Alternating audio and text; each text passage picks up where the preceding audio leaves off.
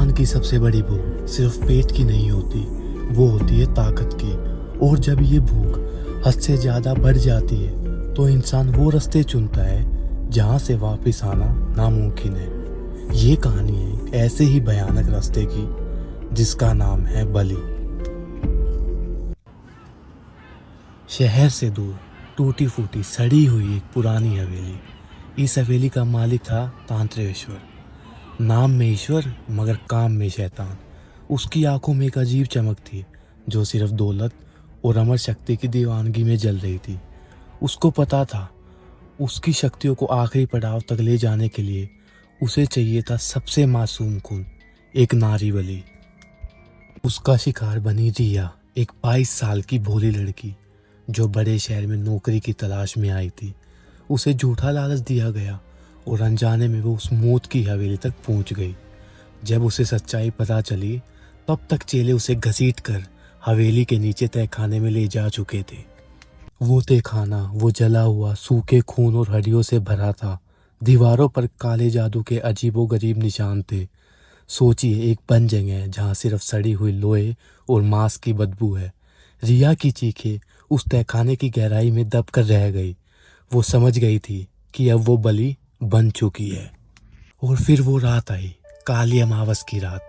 आसमान से चांद पूरी तरह गायब। हवा तेज, जैसे कोई बुरी रूह तेजी से हवेली की तरफ बढ़ रही हो। तहखाने का दरवाजा एक तेज मेटल की आवाज के साथ खुला। तांत्रिकेश्वर काले कपड़ों में माथे पर रख चंदन का गंदा तिलक लगाए खड़ा था। उसके हाथ में चमक रही थी भैरवी तलवार जिस पर सूखा काला खून जमा था। उसके 2 चेले रिया को बांधकर हवेली के मेन हॉल में ले आए। हॉल के बीच में बना था हवन कुंड, मगर इसमें आग पवित्र नहीं थी। ये थी नीली पीली लहू जिसमें से जलते हुए मांस की बदबू आ रही थी। रिया को घसीटकर जमीन पर बने खूनी मंडल के बीच बांध दिया गया था। वो अपनी पूरी ताकत से हाथ पैर मार रही थी, बचने की आखिरी कोशिश, मगर वो सिर्फ जमीन पर घसीटती रही। तांत्रिकेश्वर ने मंत्रों का पाठ करना शुरू किया। उसकी आवाज में इंसानियत नहीं थी, वो संस्कृति और किसी अजीब बोली का मिश्रण था जो सुनने वाले के दिमाग को चीर रहा था। रिया के जिस्म पर मंत्रों की आवाज पड़ते ही उसे लगा जैसे उसकी खाल जलने लगी हो। वो डर से पागल हो चुकी थी।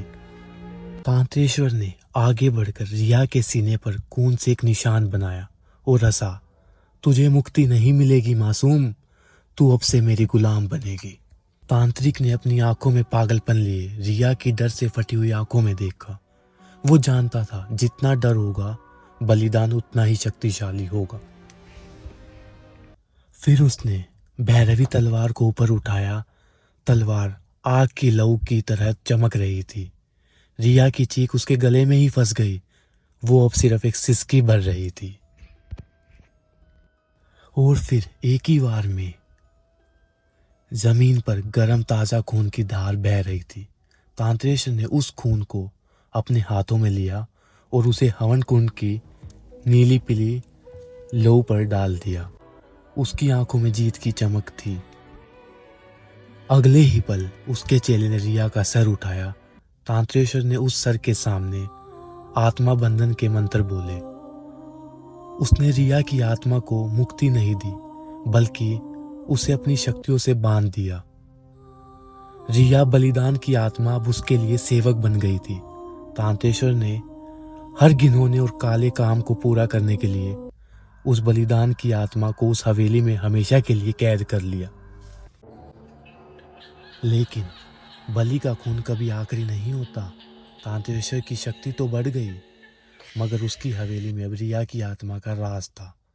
वो आत्मा जो हर रात उस तहखाने और खूनी हॉल में भटकती थी। हर नए आने वाले को उसकी ठंडी उंगलियों का एहसास होता था।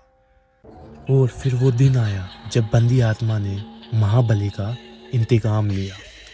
एक रात जब तांत्रिकेश्वर गहरी नींद में था, रिया की आत्मा ने उस भैरवी तलवार को उठाया, वही तलवार जिससे उसकी जान ली गई थी। तलवार हवा में उड़ती रही, बिना आवाज किए तांत्रिकेश्वर के सीने में उतर गई। तांत्रिकेश्वर अपने ही खून के तालाब में डूब गया। जब चेले सुबह उठे तो उन्होंने सिर्फ मौत देखी और उस तहखाने में जिया की आत्मा की दबी हुई हंसी गूंज रही थी। याद रखिए, जब भी कोई लालच में आकर नारी बलि देता है तो वो सिर्फ एक मौत नहीं देता, वो एक ऐसी आत्मा को जन्म देता है जो बदला लेने के लिए हमेशा बेकरार रहती है। उस हवेली में कई और भी बलि दी गई हैं और उनकी सबकी कैद आत्माएं आज भी वहीं भटक रही हैं। Thank you for watching. Like and subscribe करना मत भूलना।